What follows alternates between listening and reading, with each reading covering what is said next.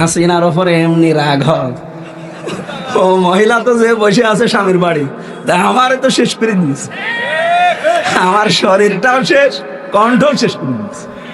3 বছর একাধারে যা খাওয়িয়েছে, আমার প্রতিটি খাবারে দিত তেঁতুল, ডাল রান্না করে তেঁতুল দেয়, সবজি রান্না করে তেঁতুল দেয়, মাছ রান্না করে তেঁতুল দেয়, খাবো কি? ওই খেয়ে খেয়ে কণ্ঠটা নষ্ট হয়ে গেছে।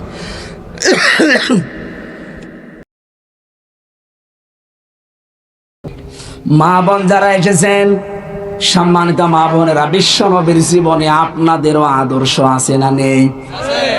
রাসূলুল্লাহ স্বামী ছিলেন না?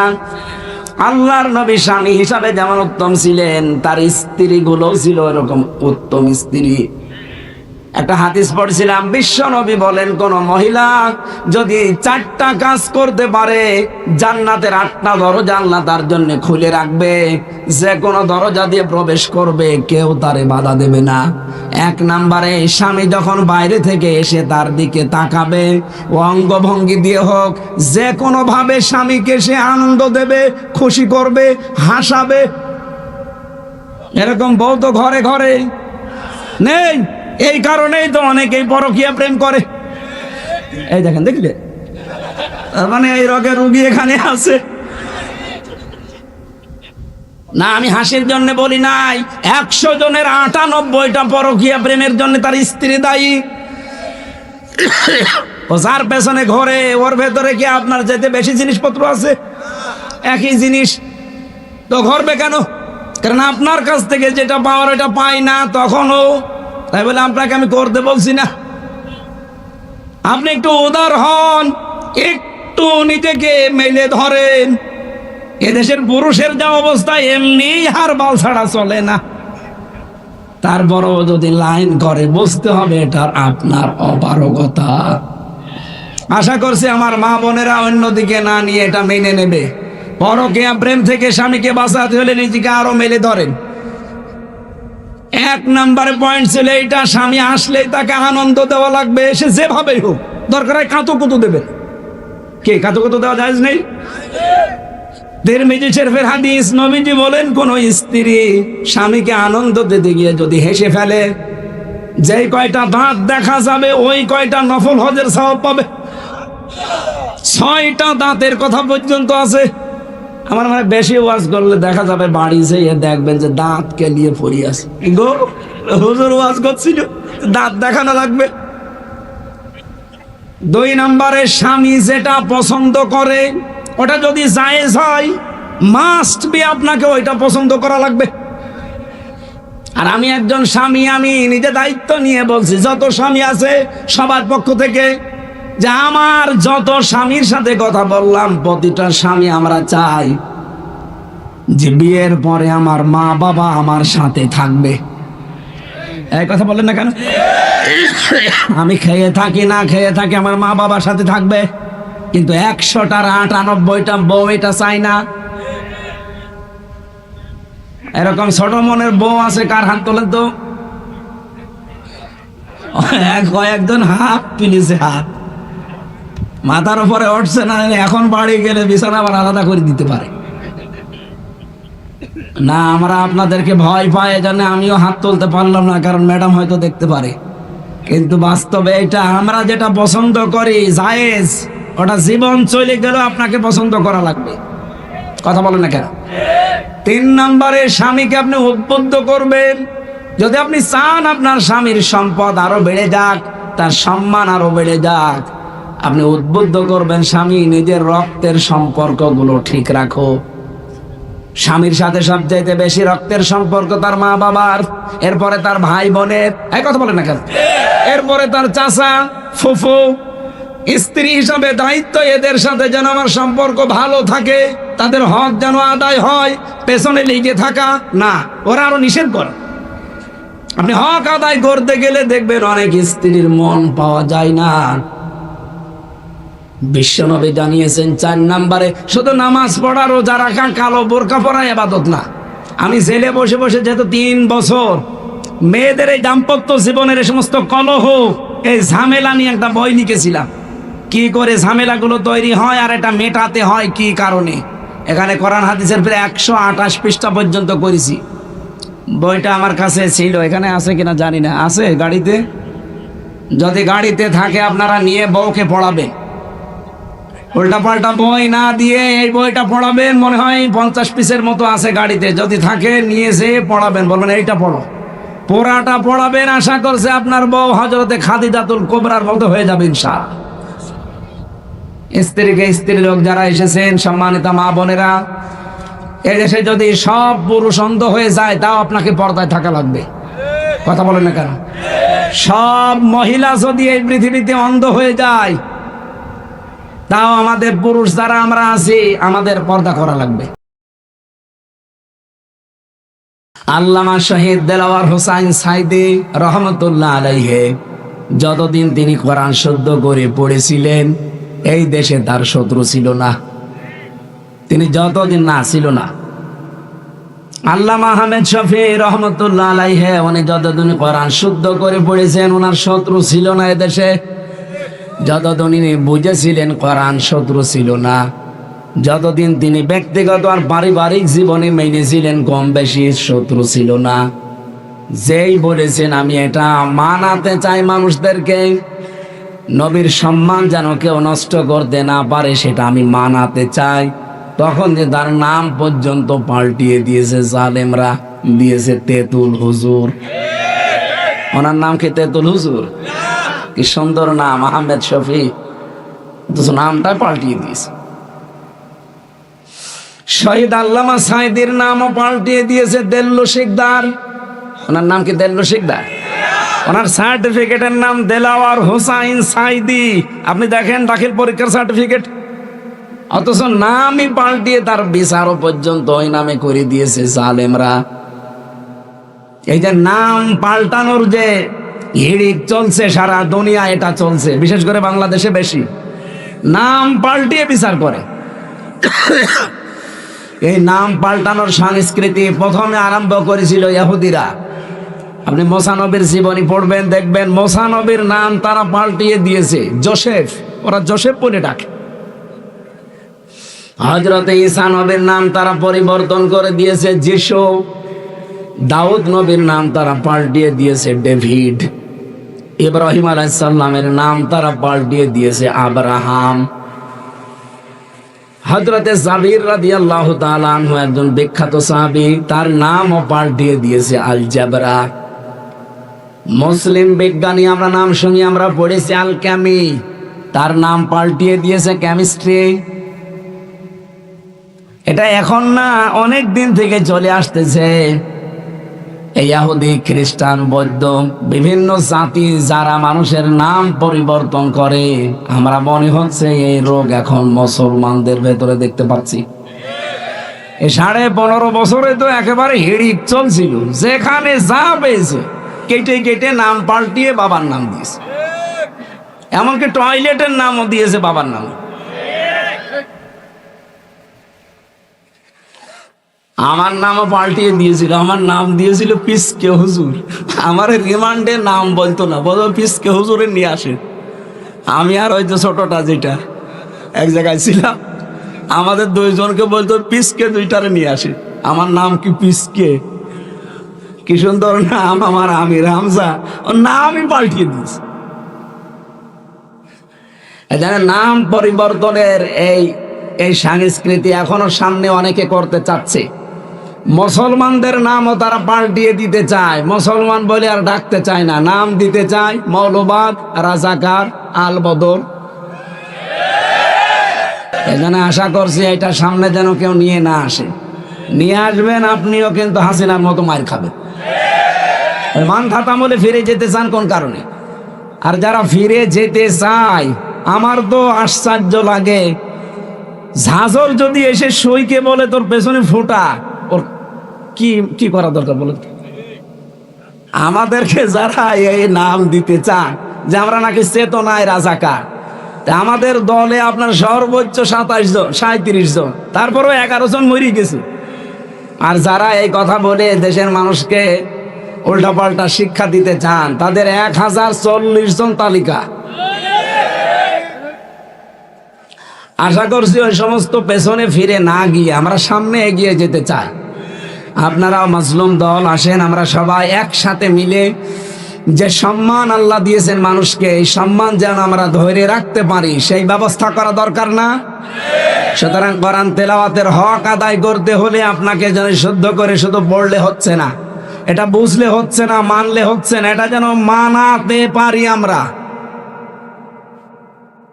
আল্লামা দেলাওয়ার হোসাইন সাঈদী যখনই বলেছিলেন এটা আমি মানুষকে মানাতে চাই, তখনই কিন্তু বিভিন্ন মানুষের কাছে তিনি শত্রু হয়ে গেছে।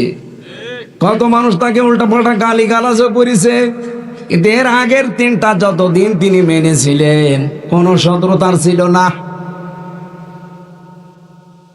আমরা কি পেলাম এখান থেকে?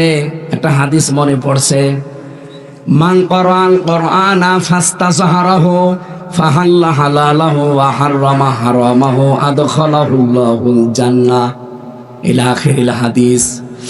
নবীজি বলেন, যে ব্যক্তি কোরআন পড়ে, কোরআন পড়া মানে ওই চারটা শর্ত মেনে যারা পড়ে না, আপনি যদি তেলাওয়াত করেন প্রতিটি অক্ষরে মাস্ট বি 10টা করে নেকি আপনার হবে, এতে কোনো সন্দেহ নেই।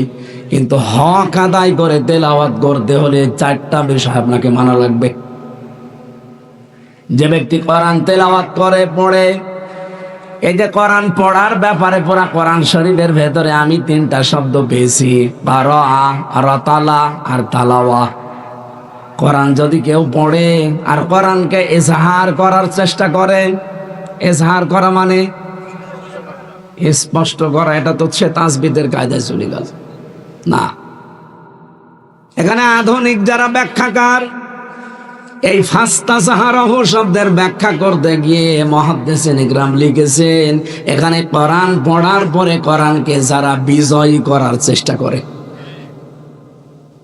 এইটাই আমরা বাংলাদেশের মানুষকে বোঝাতে পারি না।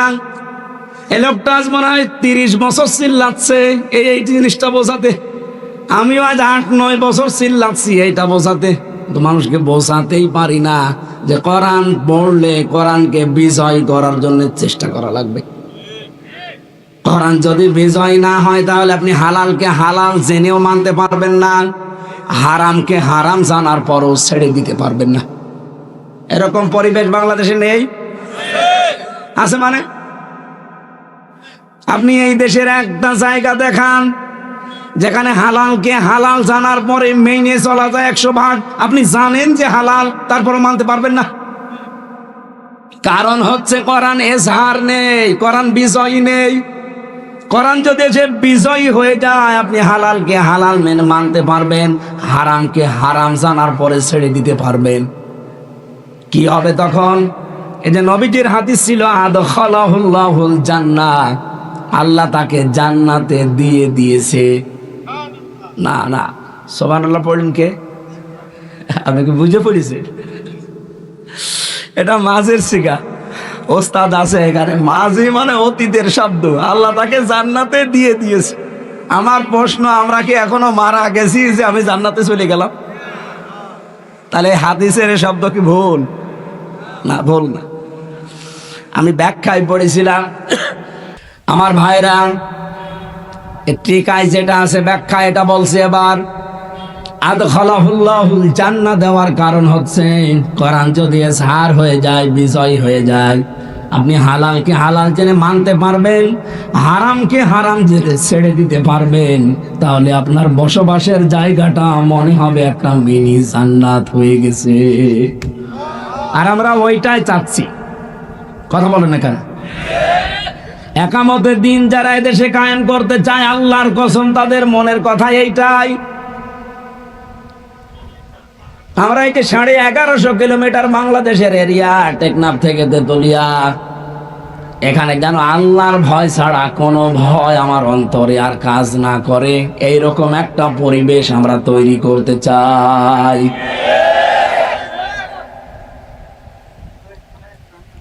এই পরিবেশটা ফেরেশতারা তৈরি করে দেবে। এইটার জন্য কথা বললে যাদের মন খারাপ হয়, রাগ হয়, অবশ্যই তাদের কোনো ধান্দা আছে।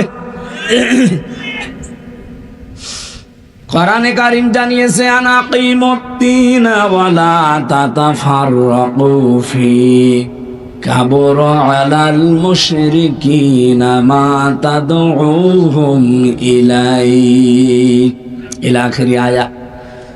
রব্বুল আলামিন বলেন, হে নবী, দিন কায়েম করেন, বিধান কায়েম করেন, এ বিষয়ে কোনো মত পার্থক্য করবেন না। আল্লাহ এতটুকু শেষ করে দেননি। আল্লাহ পাক বলেন, কাবুরা আলাল মুশরিকিনা মা তাদউহুম ইলাইহি। আপনি যেদিকে মানুষকে ডাকেন, আসো দিন কায়েম করে আল্লাহর বিধান জমিনে বাস্তবায়ন করি, এই কথাটা শুনলে সবচাইতে বেশি খারাপ লাগবে, মন খারাপ হবে, রাগ হবে মুশরিকদের। কাদের? আমরা তো এই কথাই সারা দেশে বলি। আপনার রাগ হয় মানে আপনি কি মুশরিক? রাগ হয় কেন? আপনি বলছেন না আমি মুশরিক না, অথচ যারা শিরিক করে আমরা তাদেরকে মুশরিক বলি। আর আল্লাহর ভাষা হচ্ছে যারা মুশরিক, তাদের কাছে এটা শুনলেই খারাপ লাগবে, কষ্ট হবে, মন খারাপ লাগবে। তাহলে অবশ্যই আপনার দ্বারা কোনো না কোনো শিরিক হচ্ছে, আপনি হয়তো টের পাচ্ছেন না। কি কথা বলেন না কেন?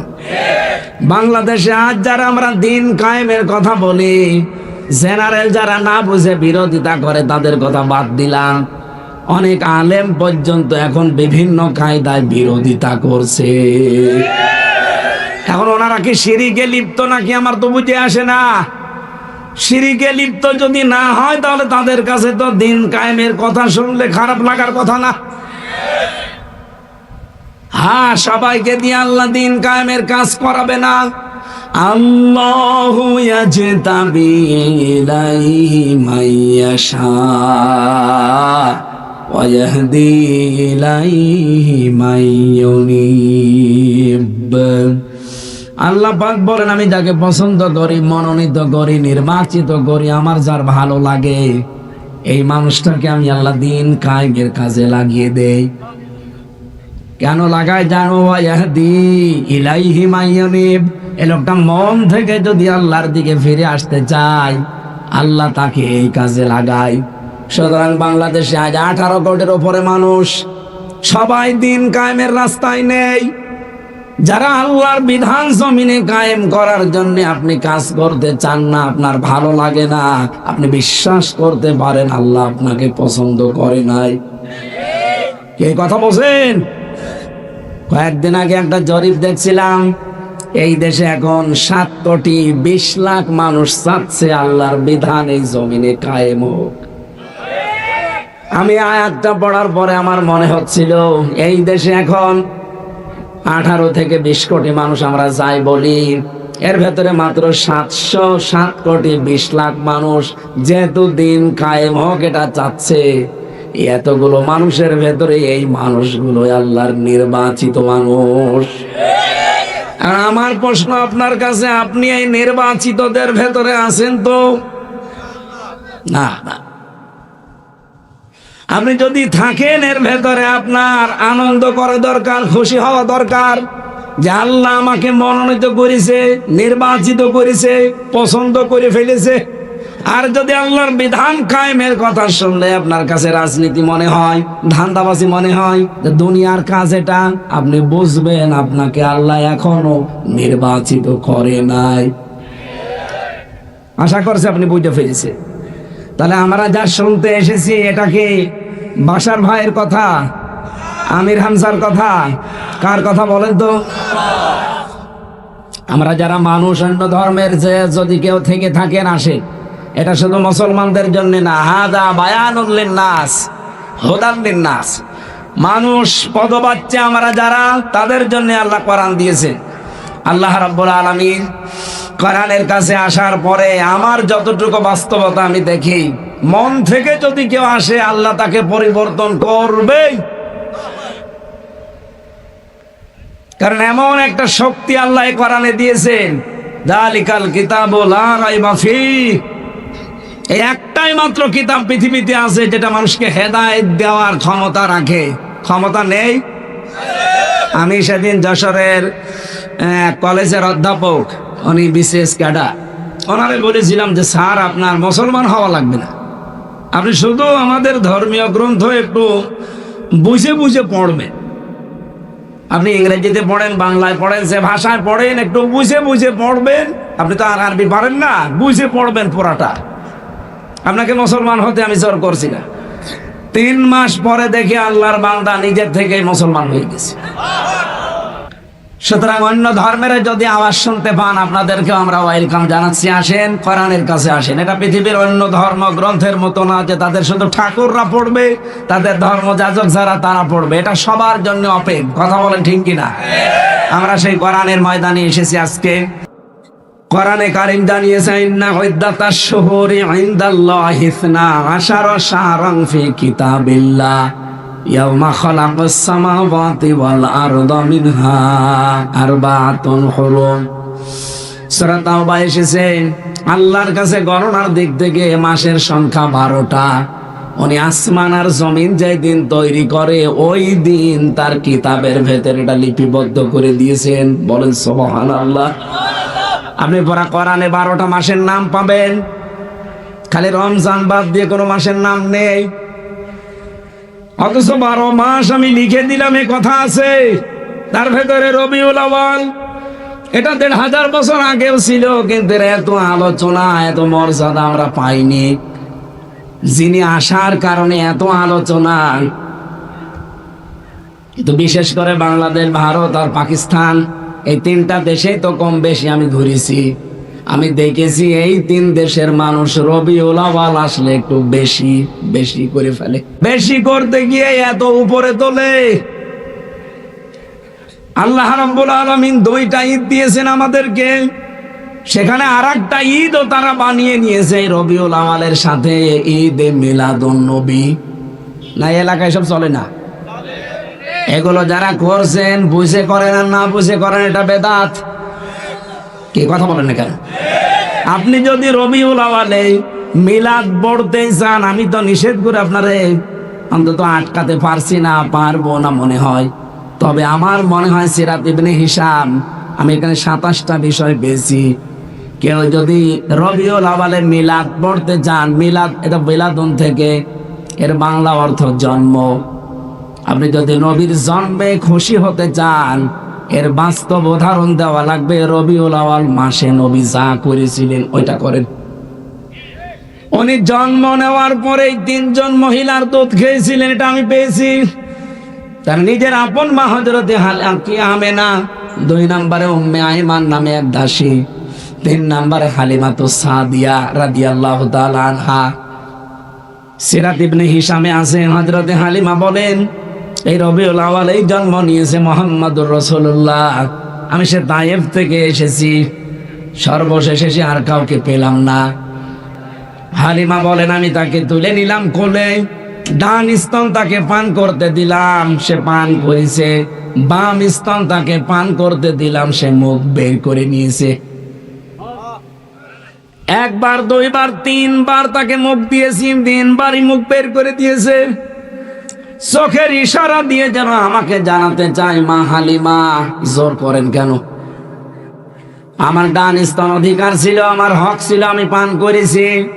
বাম স্তন এটা আমার অধিকার না, এটা আমার দুধ ভাই আব্দুল্লাহর অধিকার। দুনিয়াতে আমি ভাইয়ের হক নষ্ট করার জন্য আসি নাই। এই রবিউল আউয়াল মাসে আমি দুনিয়ায় এসেছি ভাইয়ের হক ফিরিয়ে দেওয়ার জন্যে। ঢাকাবাসী, যেই নবী মায়ের কোলে বসে ভাইয়ের হক নষ্ট করে না, ফিরিয়ে দেয়, সেই নবীর উম্মত আমরা। যত বয়স বাড়ে ভাইয়ের হক মারার জম হয়। এলাকায় হয়তো এরকম জম নেই। عن أنس رضي الله تعالى عنه قال قال النبي صلى الله عليه وسلم من ادعى ما ليس له فليس منا وليتبوأ مقعده من النار رواه مسلم। মুসলিম শরীফের 209 নম্বর হাদিস। বিশ্বনবী জানিয়েছেন, যেই জিনিস তোমার না, ওইটা যদি নিজের দাবি করো, জোর করে নিজের দখলে নিয়ে রাখো, ওই দিন থেকে তোমার 2টা শাস্তি। 1 নম্বরে ফালাইসা মিন্না, তুমি আমার উম্মত আর নেই। 2 নম্বরে ওয়ালিয়াতাবাওয়া মাকআদাহু মিনান নার, সে যেন জাহান্নামে নিজের স্থান তৈরি করে নিল। হাদিসটা পড়ার পর থেকে আমার একটা চিন্তা, বিশেষ করে 1 বছর 1.5 মাসে বহু মানুষ নিজের জিনিস বাদ দিয়ে অন্যের জিনিস জোর করে জবরদস্তি করে দখল করে চাঁদাবাজি করে নিজের আয়ত্তে নিয়ে নিয়েছে। অথচ রবিউল আউয়াল আসলে তারাই মিলাদ দেয়।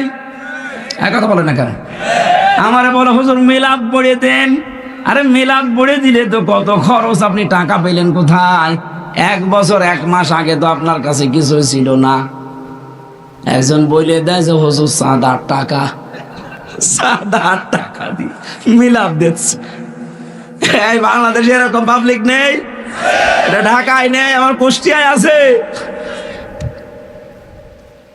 এটা যে রেকর্ড হচ্ছে তো সারা দেশে যাচ্ছে, এই জন্য বলছি যে জিনিস যার না, যদি ওইটা নিজের আয়ত্তে জোর করে রেখে দেন, সে যেভাবেই হোক, আল্লাহর কসম আপনি আর নবীর উম্মত নেই।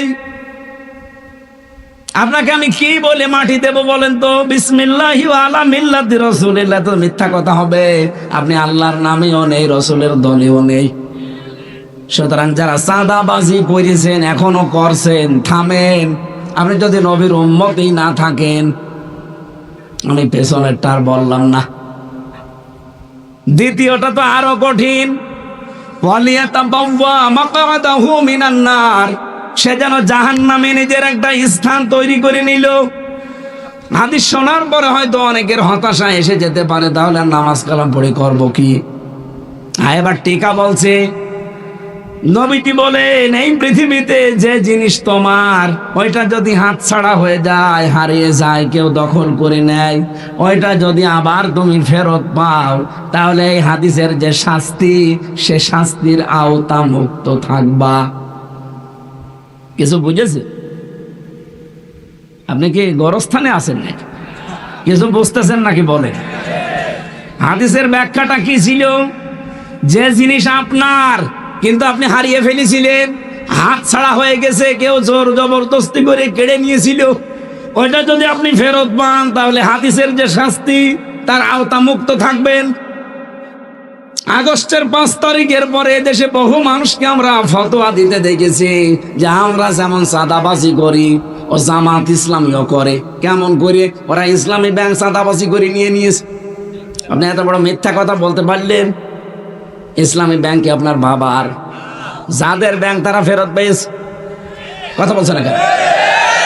ব্যাংক তো তাদের রক্ত ঘামানো পয়সা দিয়ে বানানো, তাদের ব্যাংক এতদিন হাত ছাড়া হয়ে গিয়েছিল, কেড়ে নিয়েছিল জালেমরা, জোর জবরদস্তি করে দখল করে রেখেছিল, এখন আবার তারা ফেরত পেয়েছে। সুতরাং এ শাস্তি তাদের জন্য না। কিন্তু আপনি যেটা নিচ্ছেন, ওটাকে আপনার। আশা করছি অনেকের কলিজায় লাগবে, আর লাগার পরে যেন সে পরিবর্তন হয়। না, আমি জানি অনেকের পরিবর্তন আসবে না, ওর শয়তানি আরো বাড়বে। কারণ এই কোরআন নবীজি আবু জেহেলের সামনেও পড়েছিলেন, আবু বকরের সামনেও পড়েছিলেন। আবু জেহেল কোরআন শোনার পরে ওর শয়তানি বেড়েছে, আর আবু বকর কোরআন শোনার পরে তার ঈমান বেড়ে গেছে। এখানে আবু বকরের মতো মন নিয়ে যদি শোনেন, মাস্ট বি যাদাতুহুম ঈমানা, আপনার ঈমান বাড়বে।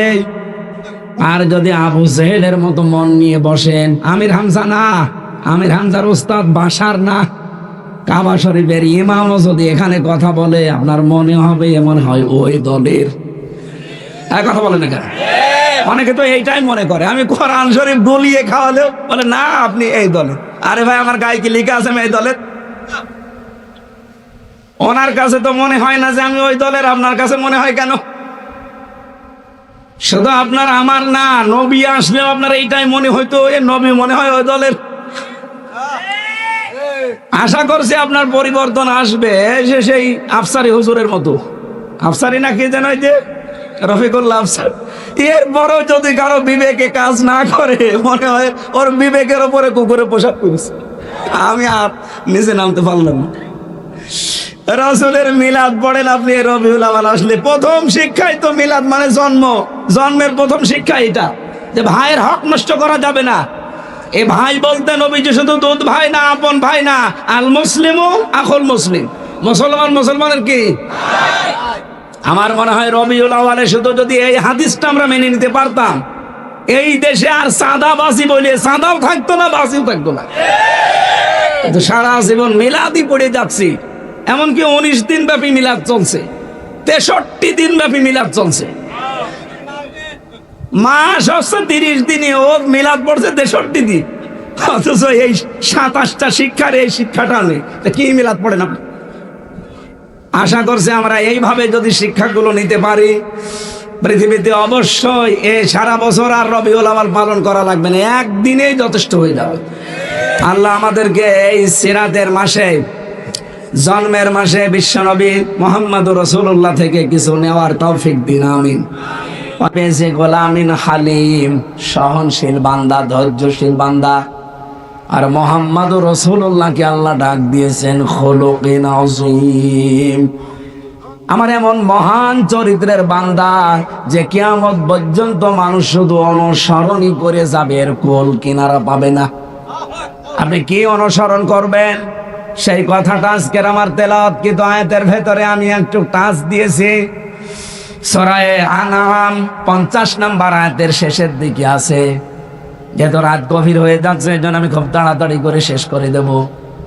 সূরা আনআমের এই 50 নম্বর আয়াতের শেষের দিকে আল্লাহ বলেন, ইন আত্তাবিউ ইল্লা মা ইউহা ইলাইয়া, আমি তো অনুসরণ করি ওইটা আর যেটা আমার উপরে আল্লাহ ওহী হিসাবে নাজিল করেন।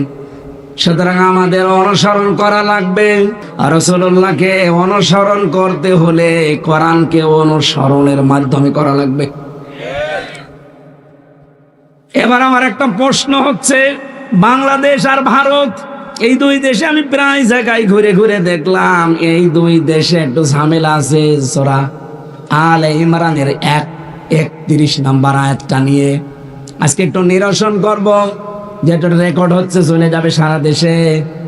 বলা হয় বিভিন্ন জায়গা থেকে এই রবিউল আউয়াল আসলে এই আয়াতটা পড়া হয়, কুল ইন কুনতুম তুহিব্বুনাল্লাহা ফাত্তাবিউনি ইউহিব্বুকুমুল্লাহ।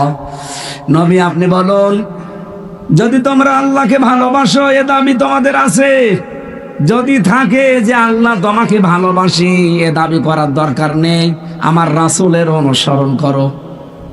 এ দাবি আমরা যারা করি যে আল্লাহ তোমাকে ভালোবাসি, এ দাবি পূরণ করতে হলে রাসূলুল্লাহর অনুসরণ করা লাগবে। কথা বলে না কেন? কেউ যদি রাসূলুল্লাহর অনুসরণ করে, আল্লাহ বলেন ইউহিব্বুকুমুল্লাহ, আমি নিজেই তাকে ভালোবাসা আরম্ভ করব। না, শব্দটার দিকে তাকান। এই শব্দ আমি জন্মের পর থেকে আমরা শুনছি। ইউহিব, এটা মুজারে, বর্তমান, ভবিষ্যৎ, প্রেজেন্ট, ফিউচার। আপনি যখন রাসূলুল্লাহর অনুসরণ আরম্ভ করবেন, তখন আল্লাহ আপনাকে ভালোবাসা শুরু করবে। কি কথা বলেন না কেন? আর আল্লাহ যদি কাউকে ভালোবাসা আরম্ভ করে, ওয়াগফির লাকুম যুনুবাকুম, তার পেছনে যত অপরাধ আছে আল্লাহ সব মাফ করে দেবে। বলেন তো আল্লাহ মাফ করে দেবে না দিয়েছে? না, না, হয়নি। ওয়াগফির এইটাও মুজারের, জামবন আল্লাহ দেয়নি, জুনুব দিয়েছেন। ও ঢাকাবাসী, যদি কেউ রাসূলুল্লাহর অনুসরণ করা আরম্ভ করে, যখন থেকে করবে ওই সময় থেকে তার জীবনের কোনো অপরাধ আল্লাহ রাখবে না, সবগুলো মাফ করে দেবে। না দিয়েছে? দেবে। এবার আমার প্রশ্ন আপনার কাছে, আপনি কি রাসূলুল্লাহর অনুসরণ করা আরম্ভ করার সিদ্ধান্ত নিতে পেরেছেন? আপনি তো অনুসরণ করছেন, আমরা হয়তো অনুসরণ করছি আংশিক, হয়তো দাড়ি দিয়ে, টুপি দিয়ে, জুব্বা দিয়ে, দস্তরখানায় খাবার খাওয়া, এই শেষ। রাসূলুল্লাহর আদর্শ কি এতটুকু? বলেন বলেন। ওনাকে অনুসরণ করা লাগবে পূর্ণাঙ্গ না আংশিক? আমরা করছি পূর্ণাঙ্গ না আংশিক? আপনি আংশিক অনুসরণ করলে আল্লাহ আপনাকে মাফ করে দেবে, এই কথা কোরআনের কোন জায়গায় পেলেন দেখান। আমি তো আয়াতে পাইনি, তাফসীর যত পড়লাম এই আয়াত নিয়ে একটাও পেলাম না। অথচ বিভিন্ন দরবার থেকে আয়াতের কথা বললেই বলা হয় আল্লাহকে পেতে চাও, রাসূলুল্লাহকে ভালোবাসো। কোথায় পেয়েছেন আপনি? এখানে কি হাব্বন শব্দ আছে যে আপনি ভালোবাসার অর্থ করলেন? এখানে তাবউন আছে, তাবাইন, তাবউন মানে দেখে দেখে চলা। তাহলে রাসূলুল্লাহকে দেখে দেখে চলা লাগবে কি আংশিক না পূর্ণাঙ্গ? এই পৃথিবীতে যারা পূর্ণাঙ্গ অনুসরণ করেছে আপনি তাদের দিকে তাকিয়ে বলেন আল্লাহ তাদেরকে মাফও করেছে, জান্নাতেও দিয়েছে। কিন্তু যারা আংশিক অনুসরণ করেছে, পূর্ণাঙ্গ না, আল্লাহ তাদের মাফও করে নাই, জান্নাতেও দেয় নাই। আপনি উদাহরণ হিসাবে দেখেন তার নিজের আপন চাচা আবু তালেব ভালোবাসতো কম না রাসূলুল্লাহকে? জান প্রাণ দিয়ে ভালোবাসতো, কিন্তু রাসূলুল্লাহ অনুসরণ করে নাই। কথা বলেন না কেন? শুধু ভালোবাসা দিয়ে শেষ, অনুসরণ করে নাই, এজন্য আল্লাহ তাকে মাফও করে নাই, জান্নাতও দেবে না। এমনকি কোরআনের আয়াত তার বিরুদ্ধে আল্লাহ নাযিল করেছে, মা কানা লিল মুশরিকিনা ইয়ামুরু মা কানা লিন নাবিয়্যি ওয়াল্লাযীনা আমানু আইয়াস্তাগফিরু লিল মুশরিকিন। কোন নবীর জন্য, কোন ইমানদারের জন্য জায়েজ নেই, উচিত না, শোভনীয় না যে কোন মুশরিকের জন্য ক্ষমা চাবে। শুধু নবীকে আল্লাহ বলতে পারতেন ওয়াল্লাযীনা আমানু দিয়েছে, কোন ইমানদারের জন্যও মুশরিকের জন্য ক্ষমা চাওয়া জায়েজ নেই। নবীজি নিজের আপন চাচা মুশরিক, এজন্য ক্ষমা চাওয়া নিষেধ। তারপরও নবী আবু তালেবের কবরের পাশে দাঁড়িয়ে দোয়া করেছিলেন, আল্লাহ আমার চাচারে মাফ করে দেন। ফেরেশতা জিবরাইল এসে বলে, হে নবী হাত নামান। কার জন্য হাত তুলেছেন? এই লোকটা আপনার চাচা, আল্লাহ ভালো করে জানে। এ সারা জীবন আপনাকে ভালোবেসেছে, আল্লাহ দেখেছে, কিন্তু এই লোকটা আপনার অনুসরণ করে নাই, এই জন্য আল্লাহ তাকে মাফ করে নাই। নবীজির মতো মানুষ হাত তোলা লাগে না, শুধু কম মনের ভেতরে কল্পনা আসলেই কবুল হয়ে যায়। আর সেই নবী হাত তুলে বসে আছে, আল্লাহ হাত ফেরত দেয়। আর বাংলাদেশে টাটকা মুশরিক মরে যায়, আর আমরা দোয়া করে জান্নাতে দিয়ে আসি, মনে হয় কন্ট্রাক্টর নিয়েছে। এই কথা বলছেন না? উনি বিভিন্ন জিনিসের কন্ট্রাক্টরি করে, ঘরের কন্ট্রাক্টরি করে, মনে হচ্ছে কন্ট্রাক্টরি নিয়েছে, জান্নাতে দিয়ে আসবে। অথচ টাটকা মুশরিক লোকটা। প্রশ্ন আসতে পারে, কই মুশরিক না তো নামাজ পড়ে? আর ভাই নামাজ পড়লেই মানুষ মুমিন হয়ে যায়। কারা কারা মুশরিক এই দেশে আপনি এবার টের পাবেন। এদিকে তাকান। এক কথায় জবাব দিচ্ছি, আল্লাহ যেটা পারে ওইটা অন্য কেউ পারে, এই বিশ্বাস করার নাম শিরিক। আর শিরিক যারা করে তারা মুশরিক। আমি আবার বলছি, আল্লাহ যেটা পারে ওইটা অন্য কেউ পারে, এই কথা বিশ্বাস যারা করে এটা শিরিক। আর শিরিক যে লোকটা করে সে মুশরিক। মুশরিকের জন্য জান্নাত হারাম, জাহান্নাম ওয়াজিব। আর দলিল লাগবে? এটা সূরা মায়েদাতে আছে, 6 নম্বর পারা 19 নম্বর পৃষ্ঠার 12 নম্বর লাইনে পাবেন, ইন্নাহু মা ইউশরিক বিল্লাহ ফাকাদ হারামাল্লাহু আলাইহিল জান্নাহ ওয়া মাওয়াহুন নার। যারা শিরিক করে আল্লাহর সাথে এদের জন্য জান্নাত হারাম, জাহান্নাম ওয়াজিব। এবার আমার প্রশ্ন, বাংলাদেশে এরকম মানুষ আছে কিনা একটু দেখেন তো। আল্লাহ যেটা পারে ওইটা অন্য কেউ পারে, এই বিশ্বাস যদি আপনি করে থাকেন, বলেন তো সন্তান দিতে পারে কে? আল্লাহ। অন্য কেউ পারে? কোন পীর সাহেব, কোন কবর, কোন মাজার? আপেল পড়ায় পারে? সেদিন বগুড়াতে এক লোক এসে বলছে, হুজুর আপেল পড়ে দেন। আমি তো সরল মনে সূরা ফাতিহা পড়ে ফু দিলাম। আমারে বলছে, হুজুর এমন পড়া পড়বেন যেন ছেলে হয়। ছেলে হয় মানে? আপেল ফেলে দিলাম। বলছে আপেল কই? ফেলে দিস কেন? আরে ভাই আপেল পড়ে যদি ছেলে হয় তো আমার পর পর 3টা মেয়ে হইতো না? তাহলে ম্যাডামকে শুধু আপেল খাওয়াতাম। আমারই 3টা মেয়ে, আর আপনি আমার কাছে এসেছেন আপেল পড়তে, কি বিশ্বাস দেখেছেন? আপেল পড়ে ছেলে হয়? বলেন। সন্তান দেওয়ার একচ্ছত্র মালিকানা কে? ইয়াখলুকু মা ইয়াশা ইয়াহাবু লিমান ইয়াশাউ ইনাসা ওয়া ইয়াহাবু লিমান ইয়াশাউ যুকুর ইলা আখির আয়াত। আল্লাহ বলেন আমি বানাই, কাউকে মেয়ে দেই, কাউকে ছেলে দেই, দুনিয়ার কাউকে দায়িত্ব আমি দেইনি, পুরাটাই আমি আল্লাহর। জোরে বলেন সুবহানাল্লাহ। আর একটা পয়েন্ট শুধু বলবো, যদি কারো ভেতরে থাকে এই মুহূর্তে আপনি তাওবা করবেন।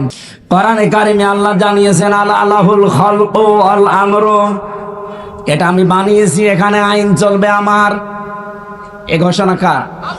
সূরা আরাফ 8 নাম্বার পারা 16 নাম্বার পৃষ্ঠা 12 নাম্বার না 9 নাম্বার লাইনে আছে 54 নাম্বার আয়াত প্রথম অংশে আছে আলাহুল খালকু ওয়াল আমরু। সাবধান, সৃষ্টিদার আইন চলবে। আরে ভাই আমরা তো এইটাই চাই। আপনি কেন আমাকে দুনিয়াদার মনে করেন? কেন আমাকে ধান্দাবাজ বলেন? কেন রাজনীতির কথা বলি, এই কথা বলে চালিয়ে দেন? আমি তো এইটা চাই যে জমিন যার, হুকুম চলবে তার। সুতরাং আল্লাহর এই জমিনে সবাই স্বীকার করে যে জমিন বানিয়েছে আল্লাহ, কিন্তু হুকুম যখন চালানোর কথা বলি তখন বলে না এটা জামাতের কথা। এটা জামাতের কথা হয় কি করে? এটা তো আপনারও কথা। আপনি নিজেই বললেন যে আসমান জমিনের মালিক কে? তাহলে দ্বিতীয় শব্দ মানবেন না যে আলাহুল খালকু, ঠিক আছে, আল আমরু মানবেন না। যারা জমিন আল্লাহর বিশ্বাস করে কিন্তু আইন আল্লাহর চলবে এটা বিশ্বাস করতে চায় না, মানতে চায় না, এরাই মুশরিক। এদেশে নেই এইরকম মুশরিক মরে যাবে আর আমির হামজা দোয়া করে জান্নাতে দিয়ে আসবে। এই জান্নাত আমি নিজে বানিয়েছি। আরে ভাই আপনি ভুল পথে আছেন। আপনাকে ধোঁকা দিয়ে বোকা বানিয়ে এই আলেম নামে কিছু জালেম আছে, ওরা শুধু পয়সা খায় আর আপনাকে জাহান্নামে পাঠায়। আমি আর নিচে নামতে পারলাম না। আশা করছি আপনি বুঝেছেন। এ জমিন যার আপনি স্বীকার করে নিলেন। আমার মনে হয় হিন্দুকেও যদি বলেন ও বলবে যে আল্লাহ বানিয়েছে। কয়দিন আগে আমার বাড়িতে রাত 11:30টার দিকে এক হিন্দু এসেছিল, খুব ধনী মানুষ, বিনোদ কুমার আগরওয়ালা, খুব ধনী মানুষ। কুষ্টিয়ার বুকে যদি 5 জন থাকে সে একজন। রাতের বেলা একজন একা একা চলে এসেছে। কলিং বেল টিপ দিল, খুলে দিলাম, জিজ্ঞাসা করলাম, চেহারা মেহারা দেখি আমি টের পেয়েছি এ মনে হয় এ ধর্মের না। যে কি নাম কি আপনার? আগরওয়ালা যখন বলেছেন যে এ তো ওই ধর্মের, আমি মনে করলাম মনে হয় মুসলমান হওয়ার জন্য এসেছে। কেন এসেছেন এত রাতে? ও দেখি আমার সালাম দিল। আমি সালাম শুনে বুঝেছি, মনে মনে করছিলাম যে কি গো, চেহারা দেখে যেখানে একটা কি দেওয়া থাকে না সাদা মতো, এই জায়গায় একটা কি দেয় যেন, ওরা কি বলে, হ্যাঁ তিলক না, যাই হোক। এরপরে গলায় ওই যে ছোট ছোট কি পরানো আছে, পতির মালা, ওই যা হোক চেহারা দেখে আমি টের পেয়েছি। সালাম দেখে আমি একটু ঘাবড়ে গেছি, একটু সালাম দিচ্ছে। নাম জিজ্ঞাসা করার পরে আমি 100 ভাগ ফাইনাল হলাম যে দাদা। দাদা কেন এসেছে? একটা ভিডিও দেখাচ্ছে। ভিডিও কি বলছে, আপনি ঘোষণা দিয়েছিলেন যে কুষ্টিয়াতে যদি জামাত ইসলামী থেকে নির্বাচিত হওয়া যায় 5 বছরে আমাদের 1 টাকা বাড়বে না। এ কথা আমার এত ভালো লেগেছে, আমার ঘুম আসছে না, দেখাতে আসলাম যে এইটা না দেখি আপনি তো মুসলমান হইতে। ওনার ওইদিন আমি বললাম, দাদা বলেন তো এই যে আসমান আর জমিন, এই যে বাংলাদেশ, এটা সত্যিকারের বানিয়েছে কে? আমি মনে করলাম বলবে ভগবান, বলছে না আল্লাহ। এ কথাটা শুধু এই আগরওয়ালার না, 1500 বছর আগে আবু জেহেল এটা বলতো। কে বলতো না? ওয়ালাইন সালতাহুম মান খালাকাস সামাওয়াতি ওয়াল আরদা লা ইয়াকুলুনাল্লাহ। কোরআনে বহু জায়গা আল্লাহ এটা দিয়েছেন। হে নবী, আপনি যদি আবু জেহেলকেও জিজ্ঞাসা করেন যে আসমান আর জমিন কে বানিয়েছে, ও গ্যারান্টি দিয়ে বলবে আল্লাহ বানিয়েছে। লা ইয়াকুলুনাল্লাহ, লামে তাকিদ নুনে সাকিলা, ও গ্যারান্টি দিয়ে বলবে আল্লাহ বানিয়েছে।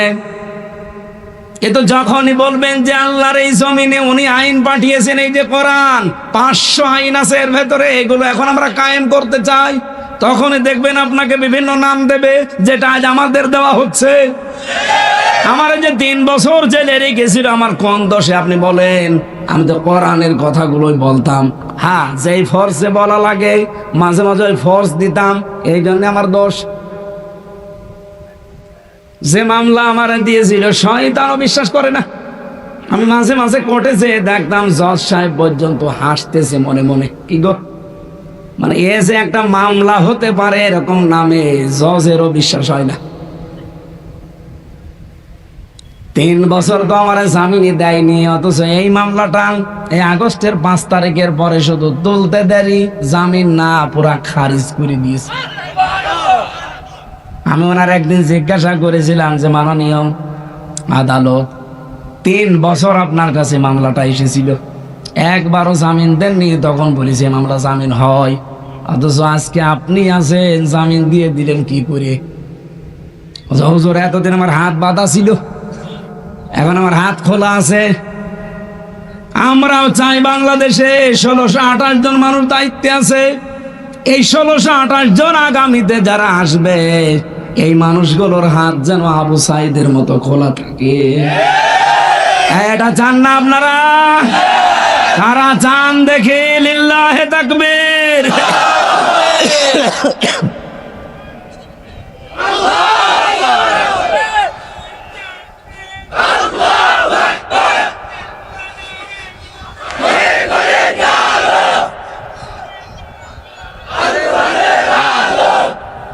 ঠিক আছে, আলহামদুলিল্লাহ ভাই। আমি যেটা নিয়ে শুরু করেছিলাম, নবীজির অনুসরণের বিষয়বস্তু হচ্ছে কোরআন। তিনি মন মতো কিছুই করেননি, মন মতো কিছুই বলেননি। ইন আত্তাবিউ ইল্লা মা ইউহা ইলাইয়া, আমি শুধু অনুসরণ করি ওইটার যেটা আমার উপরে নাজিল হয়। বিশ্বনবী তার উপরে নাজিল কিন্তু এই কিতাব দিয়ে সর্বপ্রথম তিনি আরম্ভ করেছিলেন। এদিকে তাকান, এই যে বাংলাদেশে আজ যে অশান্তি চলছে এর মূল কারণ আমার এই দৃষ্টিতে ধরা পড়েছে 42টা। ওই জামানার হাদিসের সাথে আমি ইতিহাসের সাথে একটু মিলিয়েছি।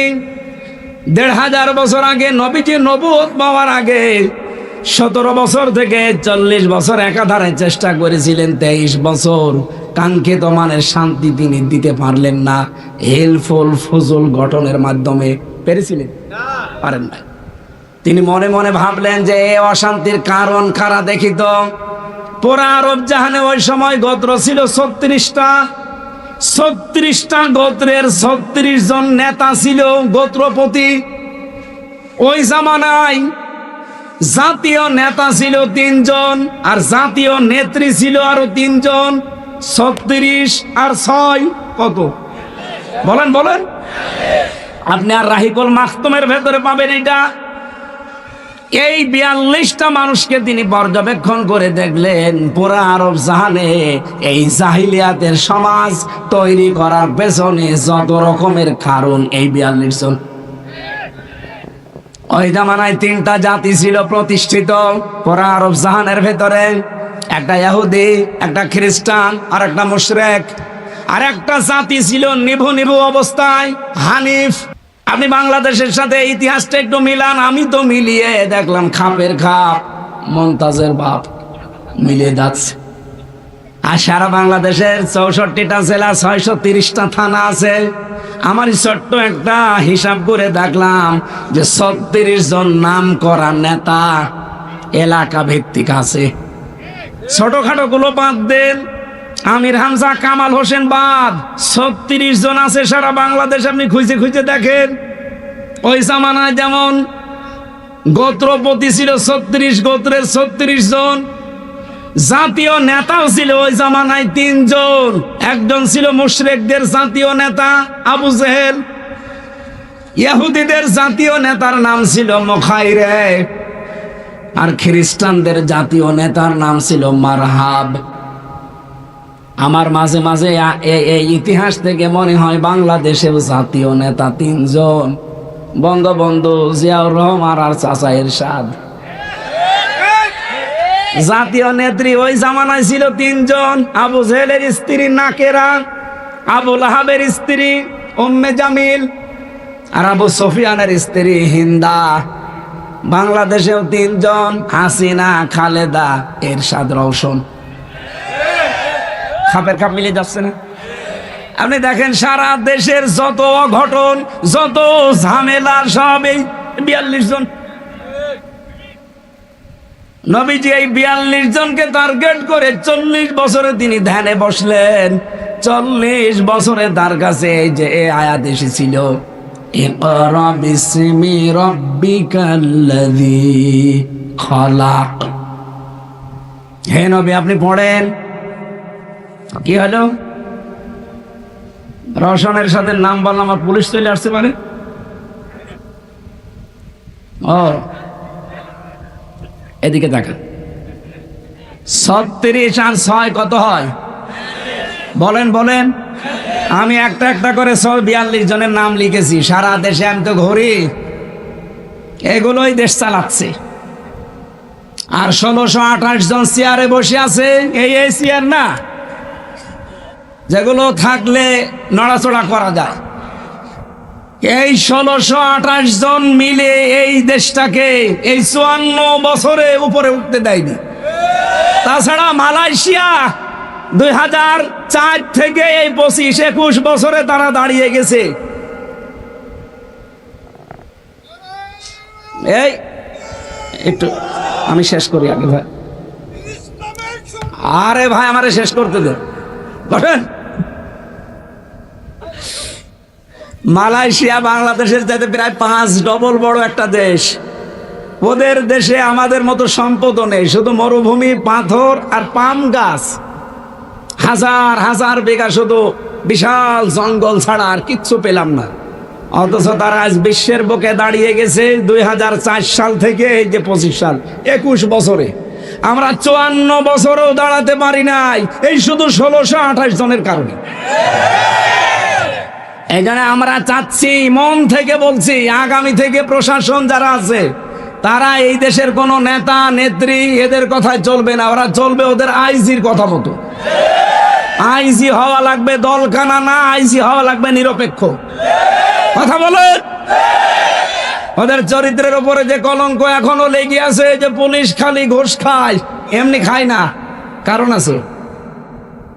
আশা করছি আগামী থেকে যদি ইসলাম আসে, 8 ঘন্টা ডিউটির পরে যত ঘন্টা পুলিশ ডিউটি করবে ওভার টাইম হিসাবে মাসের শেষে তাদের বেতন দেওয়া লাগবে। 8 ঘন্টার পরে এখন যারা এই যে বসে আছে 20-25 জন, এদের কোন দায়িত্ব যে 8 ঘন্টার পরে এখানে বসে থাকা লাগবে? ওদের ডিউটি তো 24 ঘন্টা। এখানে যে আমার মনে হয় থানা থেকে এই জায়গা 7-8 কিলোমিটার হবে না? 7-8 কিলো। এই 8-16 কিলোমিটার ওরা এসেছে, আবার যাবে, এখানে চা নাস্তা করবে, খাবার খাবে, সব ওর নিজের টাকা দিয়ে, সরকারি টাকা ওদের দেবে না। একটা পুলিশকে ডাক দিয়ে জিজ্ঞাসা করেন আমি যা বলছি ঠিক কিনা। তাই আপনি জনগণের দায়িত্ব ওরা পালন করতে এসেছে আমাদের শান্তি শৃঙ্খলা ঠিক রাখার জন্য। ওর নিজের পকেটের টাকা খরচ করে খাওয়া লাগবে মানে? এই টাকা সরকারের দেওয়ার কথা ছিল না, এই দেয় না। এই কারণেই তো বাবা শাহজালাল সব হালাল হয়ে যায়। এইটা যেন আগামী থেকে আর না হয়, এটা ইসলাম আসলে হবে ইনশাআল্লাহ। এই 54 বছরে হয়নি, কারণ ইসলাম ছিল না। নবীজি এই 42 জনকে খুব ভালো করে দেখেছিলেন। কি গো, শান্তি আসে না কেন? পর্যবেক্ষণ করে দেখলেন যত অপকর্মের মূল হোতা এই 42 জন। বাইরের দেশ থেকে যত রকমের উল্টাপাল্টা জিনিস আসে সব এই 42 জনের মাধ্যমে। ওদিকে কক্সবাজারে আসতো বৌদির মাধ্যমে। কথা বলছে না কেন? আপনি হিসাব করে দেখবেন এই 42 জনের ভেতরে বৌদিও একজন। ও কি স্বর্ণ রূপা এইগুলো নিয়ে আসে? ও নিয়ে আসে বাবা ডাল। কালকে আমি ছিলাম কক্সবাজারের ওই উখিয়া টেকনাফে, রাত 12:30টার দিকে প্রশাসন আমারে নিয়ে গেল, বলছে চলেন রোহিঙ্গা দেখে আস। প্রায় এখন 25 লাখ রোহিঙ্গা হয়ে গেছে, এসেছিল মাত্র 11 লাখ। ওরা যে আল্লাহর নামে জন্ম দিচ্ছে, 25 লাখ অলরেডি হয়ে গেছে। বিশাল এরিয়া ঘিরে দেওয়া ওদের জন্য। রাত 9টার পরে ওদের আর বের হতে দেয় না। এই যে এলাকায় যিনি ছিল আল্লাহর ওলি আব্দুর রহমান বদি, খালি বাবা ডাল, আর এখান থেকে পাচার করে দেয় সোনা রূপা, দস্তা তামা। এরকম কয়জন যেন সারা দেশে? আরো জোরে বলেন। নবীজি এই 42 জনের জন্য চিন্তা করে যখন কোরআনে কারিমের প্রথম আয়াত পেয়েছিলেন, নাম হচ্ছে সূরা আলাক, ইকরা বিসমি রাব্বিকাল্লাযী খালাক। হে নবী, আপনি পড়েন। নবীজি একবারও পড়েন নাই, তিনবার তাকে বুকে চাপ দিয়েছেন। তিনবারের পরে তিনি বললেন বিসমি রাব্বিকাল্লাযী খালাক। ফেরেশতা জিবরাইল প্রশ্ন করেছিলেন, এটা সিরাত ইবনে হিশামে পাবেন।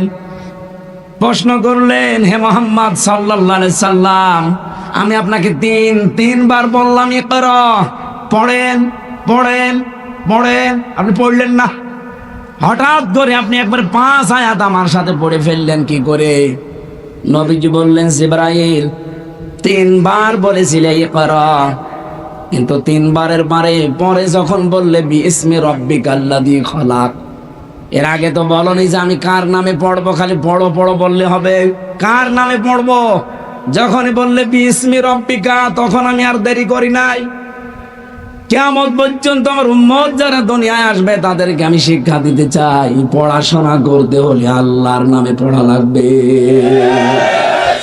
আমাদের দেশে আল্লাহর নামে পড়ার ব্যবস্থা আছে? নেই। আরো 1 থেকে 5 পর্যন্ত গানের মাস্টার নিয়েছে, শরীর চর্চার নামে নাচের মাস্টার নিয়েছে।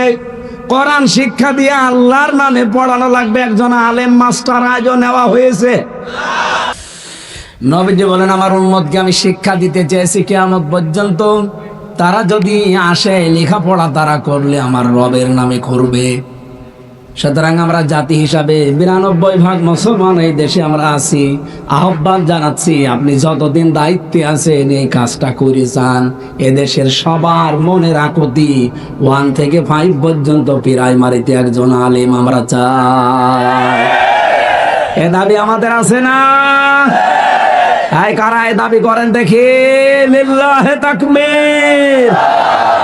দেখেন তো হাত তোলেন কে? দেখেন